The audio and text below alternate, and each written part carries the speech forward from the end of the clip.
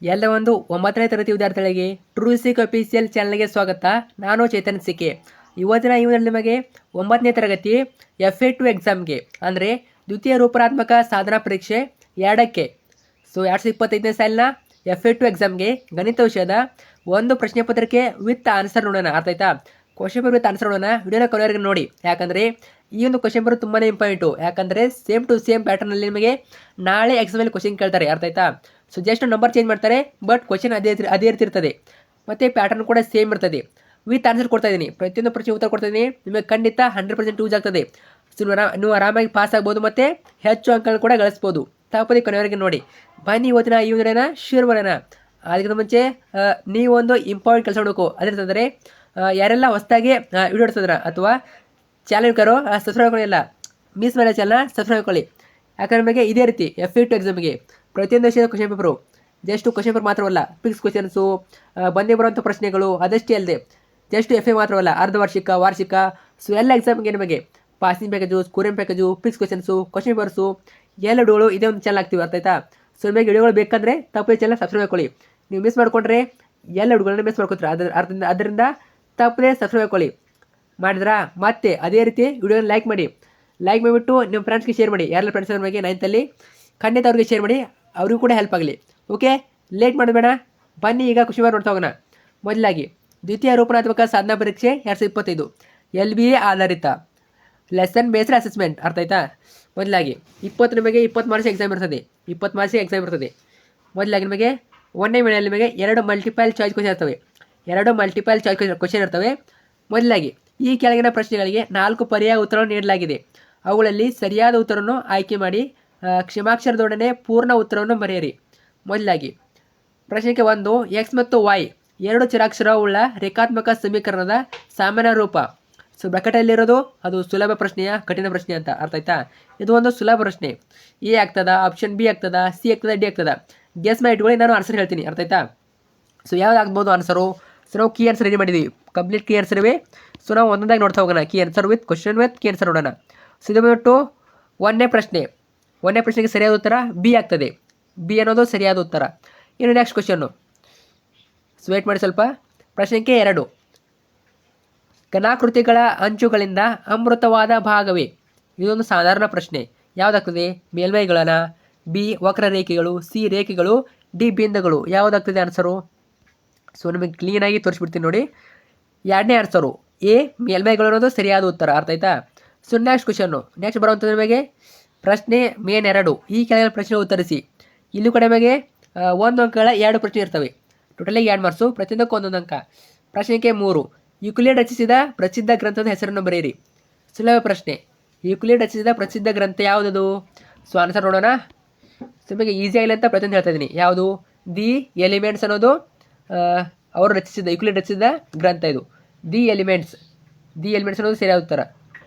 So next ಪ್ರಶ್ನೆಗೆ 4, 3x + 4y = 12. ಈ ಸಮೀಕರಣದಲ್ಲಿ x = 0 ಆಗಿದ್ದರೆ y ನ ಬೆಲೆಯನ್ನು ಕಂಡುಹಿಡಿಯಿರಿ. ಸಾಧಾರಣ ಪ್ರಶ್ನೆ.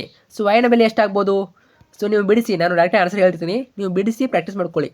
ಸೊ ಇಲ್ಲಿ ಬಿಡಿಸಿದಿರ್ತದೆ. ಅರ್ಥ ಆಯ್ತಾ? ಸೊ ಅದೇ ಸಮೀಕರಣ ಹಾಕ್ಬಿಟ್ಟು ಬಿಡಿಸಿದಿರ್ತದೆ. y = 3 ಆಗ್ತದೆ. y = 3 ಆಗ್ತದೆ. ಸೊ ನೋಡ್ಕೊಳ್ಳಿ ಸ್ಟೆಪ್ನ ಯಾವ ರೀತಿ ಬಿಡಿಸಿದೆ ಅಂತ. ಸೊ ನೆಕ್ಸ್ಟ್ ಬರುವಂಥದ್ದು ಪ್ರಶ್ನೆಗೆ 5. ಸೊ ನಮ್ಮ ಭಾಷೆಗೆ ಹೇಳ್ತಿರ್ತೀನಿ, ಯಾಕಂದರೆ ವಿಡಿಯೋ ತುಂಬ ದೊಡ್ಡಾಗ್ತದೆ. ಅದರಿಂದ ನಾನು ಫಾಸ್ಟಿಗೆ ಹೇಳ್ತೀನಿ. ಮೊದಲಾಗಿ ನಿಮಗೆ ಇನ್ನು ನೆಕ್ಸ್ಟ್ ಬರುವಂಥದ್ದು 3ನೇ ಮೇನು. ಈ ಕೆಳಗಿನ ಪ್ರಶ್ನೆ ಉತ್ತರಿಸಿ. ಇದು ಬಂದ್ಬಿಟ್ಟು 2 ಅಂಕಗಳ ಪ್ರಶ್ನೆಗಳು. 2 ಅಂಕ ಪ್ರಶ್ನೆಗಳು 3 ಇರ್ತವೆ. ಅರ್ಥ ಆಯ್ತಾ? 3 ಇರ್ತವೆ. ಟೋಟಲಾಗಿ 6 ಮಾರ್ಕ್ಸು. ಕ್ವಶನ್ ನಂಬರ್ 5 ನೋಡಿ. ಈ ಕೆಳಗಿನ ಬಿಂದುಗಳು ಯಾವ ಚತುರ್ಥಕ ಅಥವಾ ಅಕ್ಷದ ಮೇಲೆ ಇರುತ್ತವೆ? ಬರೆಯಿರಿ. ಇದೊಂದು ಸಾಧಾರಣ ಪ್ರಶ್ನೆ. ಯಾವುದಾಗ್ತದೆ? ಇಲ್ಲಿ ಕೊಟ್ಟಿದ್ದಾರೆ ಅವರು ಯಾವ ಚತುರ್ಥಕಗಳೆಂದು ಕೊಟ್ಟಿದ್ದಾರೆ. ಯಾವೆಲ್ಲ ಕೊಟ್ಟಿದ್ದಾರೆ? -3, 5, 2, -2, -3, 0, -4, -6. ಸೊ 5ನೇ ಆನ್ಸರು. ಸೊ ನೋಡೋಣ. ಸೊ ನೋಡಿ, 2ನೇ ಚತುರ್ಥಕ, -3, 5 2ನೇ ಚತುರ್ಥಕ, 2, -2 4ನೇ ಚತುರ್ಥಕ, -3, 0 x ಅಕ್ಷ ಅಕ್ಷ, ಇನ್ನು -4, -6 3ನೇ ಚತುರ್ಥಕ. ಸೊ ಇದು ನೋಡಿ ಸರಿಯಾದ ಉತ್ತರಗಳು. ಇನ್ನು ನೆಕ್ಸ್ಟ್ ಬರುವಂಥದ್ದು ನಿಮಗೆ 6ನೇ ಪ್ರಶ್ನೆ. 6ನೇ ಪ್ರಶ್ನೆ ಯಾವತ್ತಿದೆ? 3, 5 ಬಿಂದುವು 3y = px + 7 ಸಮೀಕರಣದ ನಕ್ಷೆ ಮೇಲಿದ್ದರೆ ಫಿ ನ ಬೆಲೆಯನ್ನು ಕಂಡುಹಿಡಿಯಿರಿ. ಇದು ಸಾಧಾರಣ ಪ್ರಶ್ನೆ. 6ನೇದು. ಪಿ ನ ಬೆಲೆ ಯಾವುದಾಗ್ತದೆ? ಸೊ ಪಿನ ಬೆಲೆ ಎಷ್ಟು ಬರ್ಬೋದು? ಸೊ 6ನೇಗೆ ಉತ್ತರ ಬಂದ್ಬಿಟ್ಟು ಸೊ ನೋಡಿ ಪಿನ ಬೆಲೆ ಬಂದ್ಬಿಟ್ಟು 2/5 ಆಗ್ತದೆ. 2/5 ಅನ್ನೋದು ಸರಿಯಾದ ಉತ್ತರ. ಸೊ ನೆಕ್ಸ್ಟ್ ಹೋಗೋಣ 7ನೇ ಪ್ರಶ್ನೆ. ಈ ಕೆಳಗಿನ ಪದಗಳನ್ನು ವ್ಯಾಖ್ಯಾನಿಸಿ ಕೊಟ್ಟಿದ್ದಾರೆ. ಯಾವ ಕೊಟ್ಟಿದ್ದಾರೆ? ಎ ಲಂಬ ರೇಖೆಗಳು, ಬಿ ರೇಖಾಖಂಡ. ಲಂಬ ರೇಖೆಗಳು ಮತ್ತು ರೇಖಾಖಂಡ ನೋಡೋಣ. ಸೊ 7ನೇದು ಲಂಬ ರೇಖೆ ಅಂದರೆ ಏನಾಗ್ತದೆ? ಎಂದಿಗೂ ಪರಸ್ಪರ ಛೇದಿಸದ ಮತ್ತು ಯಾವಾಗಲೂ ಪರಸ್ಪರ ಸ್ಥಿರವಾದ ಲಂಬ ಅಂತರೇಖೆಯಲ್ಲಿರುವ ರೇಖೆಗಳನ್ನು ಲಂಬ ರೇಖೆಗಳು ಎನ್ನುವರು. ನಂತರ ಬಿ 2 ಅಂತಿಮ ಬಿಂದುಗಳನ್ನು ಹೊಂದಿರುವ ರೇಖೆಯ ಭಾಗವನ್ನು ರೇಖಾಖಂಡ ಎನ್ನುವರು. ನೆಕ್ಸ್ಟ್ ಪ್ರಶ್ನೆ ಯಾವುದು? 8ನೇ ಪ್ರಶ್ನೆ. ಇಲ್ಲಿಂದ ನಮಗೆ 3 ಅಂಕಗಳ 2 ಪ್ರಶ್ನೆ ಇರ್ತವೆ. 3 ಅಂಕಗಳ 2 ಪ್ರಶ್ನೆ ಇರ್ತವೆ. ಟೋಟಲಾಗಿ 6 ಮಾರ್ಕ್ಸು, ಪ್ರತಿಯೊಂದಕ್ಕೂ 3 ಅಂಕ. 8ನೇ ಪ್ರಶ್ನೆ. ಒಂದು ವಾಹನವು ಮೊದಲ ಕಿಲೋಮೀಟರ್ಗೆ RS25 ಮತ್ತು ನಂತರ ಪ್ರತಿ ಕಿಲೋಮೀಟರ್ಗೆ RS15 ಶುಲ್ಕ ವಿಧಿಸುತ್ತದೆ. ಕ್ರಮಿಸಿದ ಒಟ್ಟು ದೂರ 9 ಕಿಲೋಮೀಟರ್ ಆದರೆ ಪಾವತಿಸಬೇಕಾದ ಒಟ್ಟು ಮೊತ್ತವನ್ನು ಕಂಡುಹಿಡಿಯಿರಿ. ಸ್ವಲ್ಪ ಕಠಿಣ ಪ್ರಶ್ನೆ ಇದು, ಸ್ವಲ್ಪ ಕಠಿಣ ಇರ್ತದೆ, ಆದ್ದರಿಂದ ಬ್ರಾಕೆಟಲ್ಲಿ ಕಠಿಣ ಅಂತ ಕೊಟ್ಟಿದ್ದಾರೆ.